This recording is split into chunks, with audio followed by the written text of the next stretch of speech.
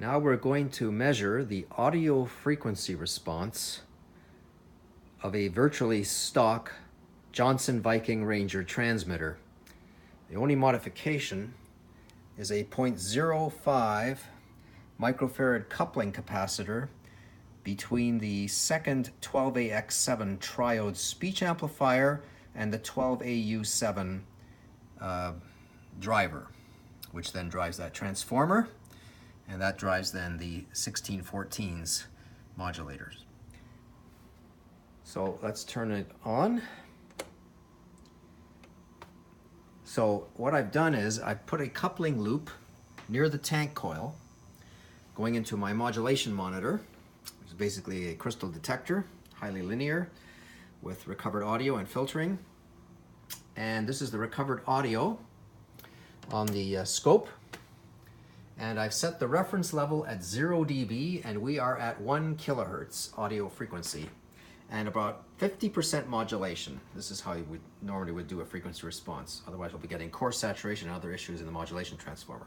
So what we are measuring is not just the modulator or the audio amplifier, but the entire Viking Ranger with plate current at the rated level of 130 milliamps, and grid current is 2.5 milliamps. If I turn this down, the modulator idle current is 62 milliamps. So let me put this back up to the level that we had, 0 dB. So this is measuring the entire transmitter, how it would sound at the receiving end on a perfect receiver, which is essentially this modulation monitor.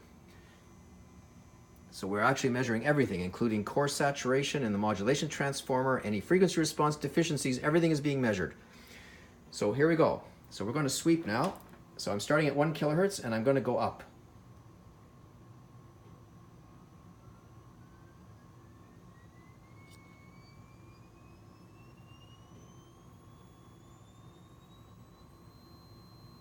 So we're about 3 dB down at 4 kilohertz. And that's fine because this is a communications transmitter, and the things responsible for that is most likely these two capacitors here, one across the secondary of the modulation transformer and one across the secondary of the audio driver transformer.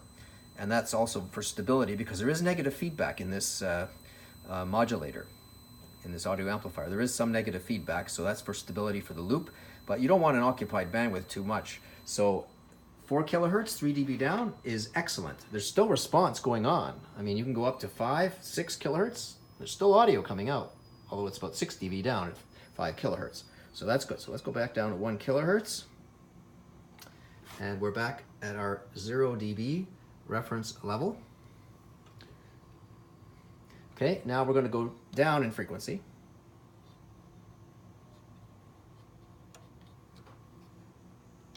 Change range. 600 hertz, 500, 400, 300, 200, 250, 200, 170, 120, 100, 90 hertz, 85, 90 hertz. Is where we are 3 dB down. There's a bit of distortion. Most of that is due to the driver transformer because I did put a scope on the grids of the modulator tubes and this same wave shape was there. So it's not the modulation transformer, it's the driver transformer. But I mean, for a virtually stock Ranger, to have a flat frequency response within 3 dB from 85 hertz to 4 kilohertz, that is remarkable. This is an excellent AM transmitter compared to others that are out there, like the Apache and other radios. This is absolutely wonderful. So there we go. The Johnson Viking Ranger audio frequency response.